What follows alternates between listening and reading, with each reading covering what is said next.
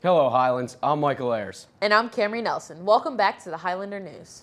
On April 11th, the SAT will be given at Highlands High School. For those of you who are taking this test, make sure you get a reasonable amount of sleep and a nutritional breakfast to ensure great results. Also on April 11th through the 14th, Highlands Drama Department will be performing in their spring production Aida, a musical about the challenges a Nubian princess faces when captured by an Egyptian captain. Tickets are $8 for students and $10 for adults and can be purchased either on the day of the show at the box office or online at www.showtixforyou.com. Come on out and see a great show. Findlay Market has been around for many years, but people are unaware of their history and the great things that they offer. Olivia has more. Just in general, Findlay Market tends to be, just kind of a fun place to be. Olivia Ulmer and Madison Allpower here at Findlay Market, which is actually the longest continually run public market in Ohio. Let's take a look. Oh, the food quality is the best in the city. I can't find fresher fish or heroes anywhere. What I do is I sell pasta and the sauces that go together, and then the owner makes bakery treats, which is really good. Yeah, I think one of the things that's special about Findlay Market, there's two real components to it, both connected to the concept of local, right? So a lot of the product that you're buying here is locally sourced, whether it's from farmers in the local area or producers in the local area. Well, I get to meet real good people. I make people laugh. I put on a clown nose.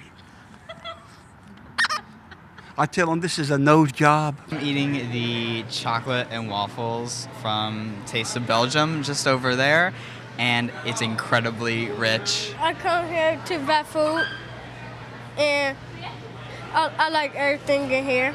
Not only can you come here and do your grocery shopping, but it's also kind of a community experience. I think Findlay Market is one of the most diverse places in Cincinnati. All right, thanks for watching. That's all we have here down at Findlay Market. Back to you guys in the studio. Michael, what's your plans for spring break? Headed to Punta Cana. What about you?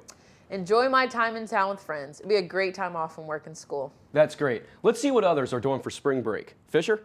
All right, guys, as you probably all know, it's that time of year again. Spring break, the most anticipated week of the entire school year. It's right around the corner, so let's go check out what everyone's doing.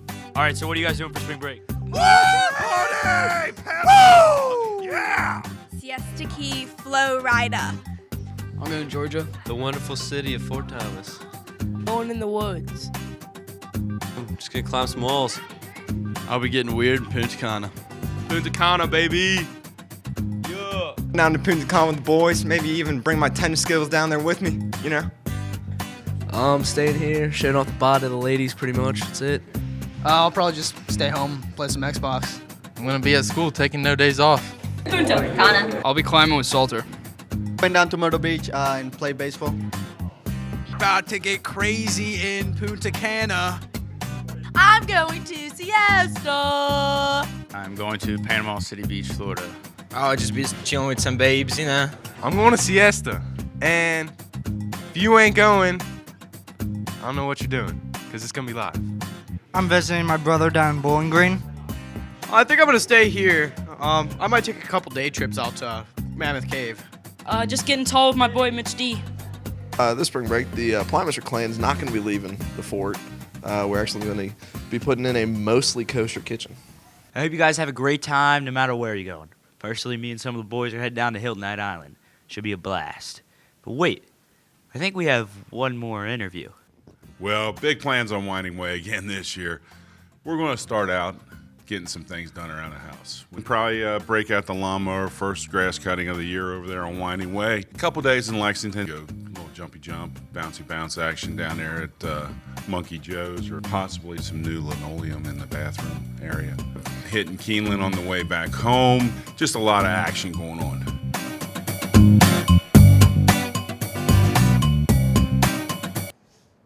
Who's ready for prom? I know I am. It's right around the corner, and if you haven't already purchased something, it's about time that you do. So head over to Fort Thomas Traders Cleaning and Tuxedos. They have a variety of dresses and tuxedos. Don't miss out on this great opportunity. The Fort Thomas Police Department has recently updated their police cars and their police station. Mackenzie Goyer got the more in-depth look.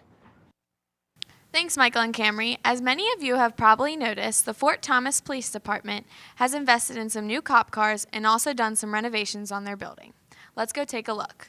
The building renovation, the city went about getting, and you'd almost have to ask the city administrator exactly how they did it, but it was done through a lot of capital asset changes they did in town. So that's about $1.5 million renovation by the time we were done.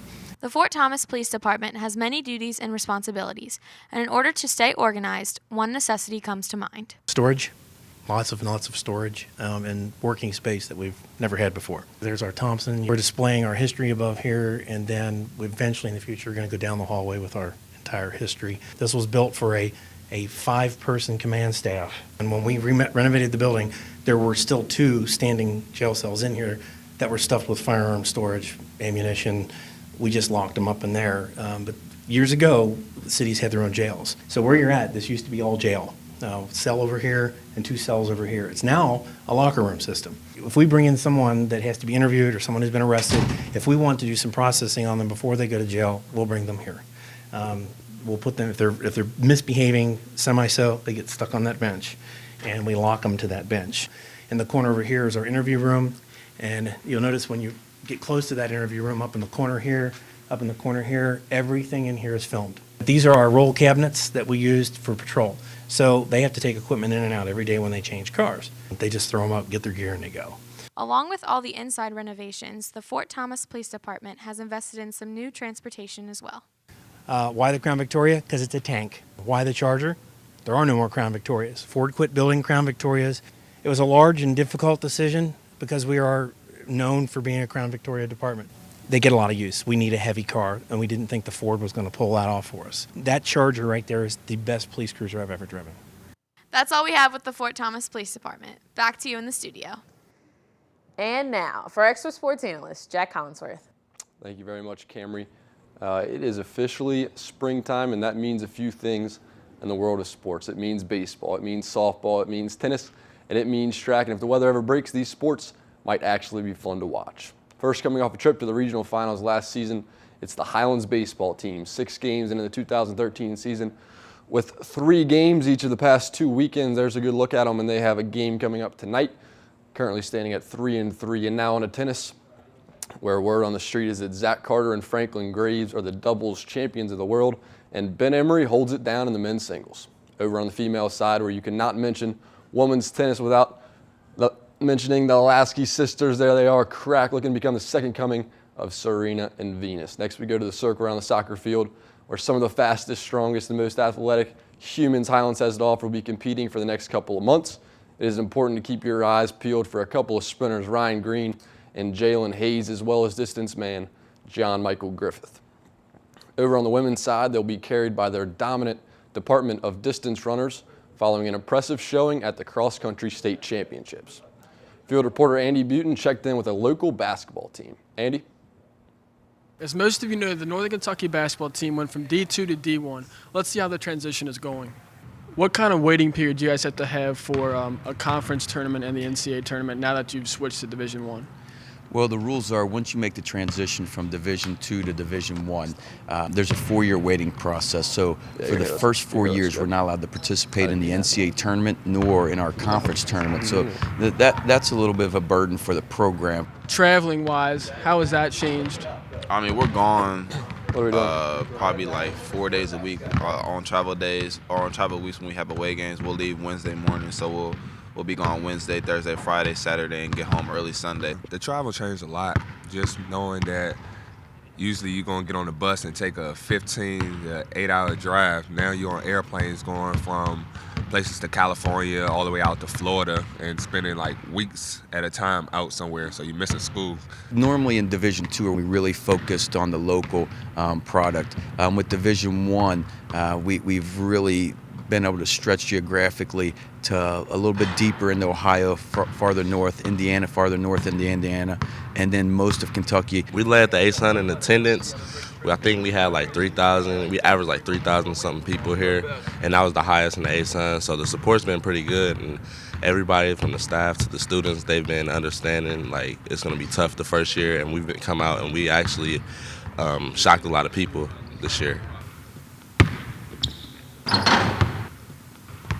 Back to you in the studio. That's all for now on the Highlander News. Have a great spring break, be safe, and we'll see you guys next time.